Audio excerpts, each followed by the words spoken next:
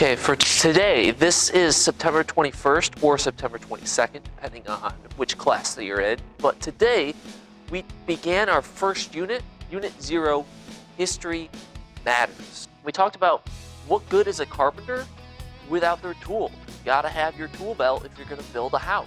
My dad, who's a carpenter, he can't build a house with his bare hands. He's tried, can't do it. And so you need to be able to learn the skills of history. So we talked about why we study history. We study history so we can solve problems.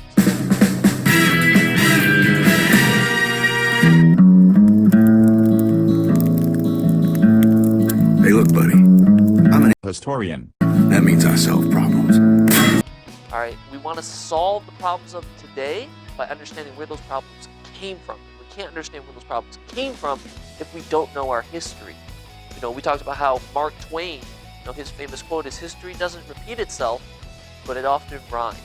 So we're going to look for those patterns in history and see how these people responded to completely different things, but they responded in the same way. And those themes of history are what we're going to focus on. I'm beginning to see a pattern here that I'm not so sure if I like. Now, I know what you're thinking. You're thinking that history is boring. It's just memorization.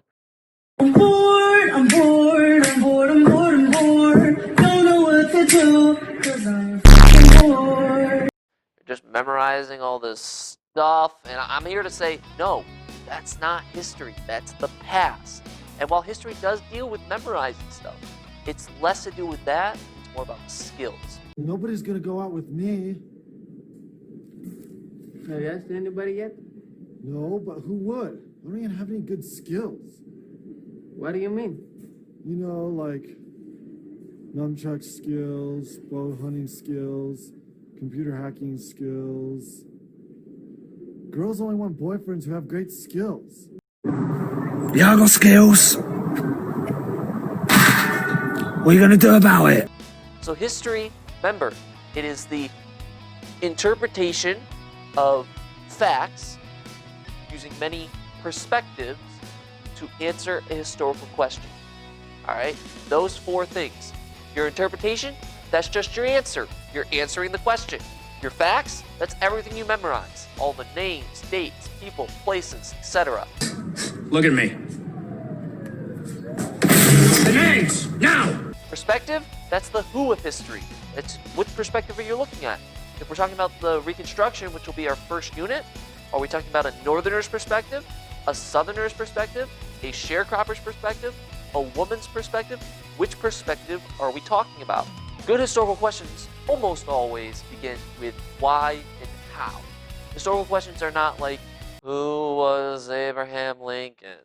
When was the Civil War? That's stuff that historians just find boring.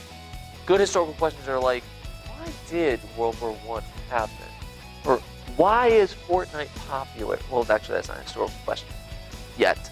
In the future, though. Today, we also talked about how we know about the past, and we talked about what sources are. And sources are just windows.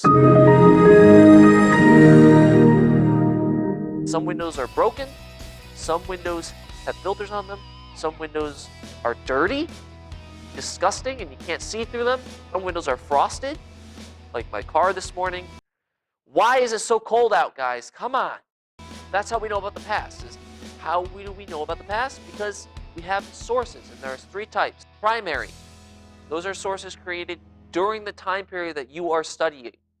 So if you're studying the World War I, you're looking for primary sources created during World War I. Secondary. Those are usually other historians who argue all the time and fight each other.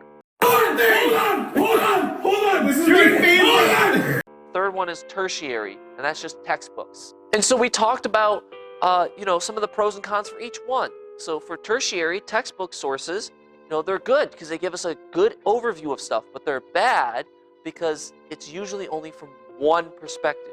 You only really get one perspective from that textbook, and you want multiple perspectives in history. Also, they weigh like a ton. Secondary sources are almost always historians. There are other historians arguing about stuff. Can I Learn about history. please? Learn about history. And they're good because one, they can help you find other primary sources. So if a historian uses a primary source, you can use that too.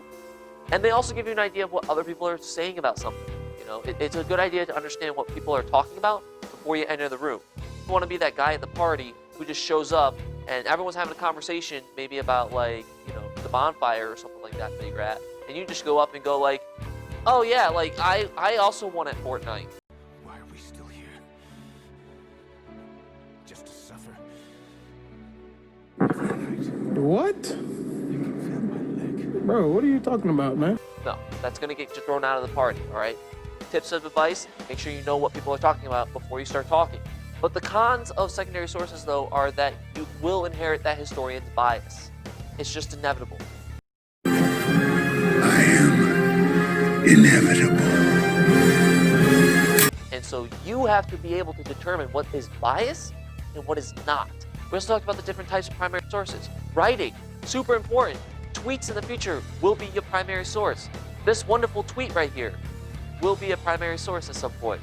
Artifacts, you know, people find stuff, you know, an object, a building, weapons, videos, photographs. Everything is a primary source at some point in the future.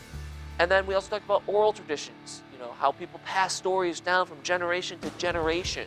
Sometimes even family history is, you know, remembered that way. We also talked about comparative linguistics, which is just language sharing, you know, the fact that we're all saying bay, lit. Race cars don't need headlights because the track is always lit. You know, fire, fleek, those are all things that we're saying now because of language sharing. Food and animal sharing, of how people share food from different cultures and civilizations, and they combine stuff, and they make new stuff, and then they share that stuff with new people. Get to Del Taco. They got a new thing called free shavakadu. And so on. And then there's also comparative ethnology, which is just like memes. How we share memes with one another is the same way that the civilizations of the past shared like their religion, their culture, different things like that. So we can trace all of that. And then the last thing that we did today is we started our first Nearpod student-paced side of things. There's an assignment called What is History? You should get that done. That's it for today, History Gang. History Gang out.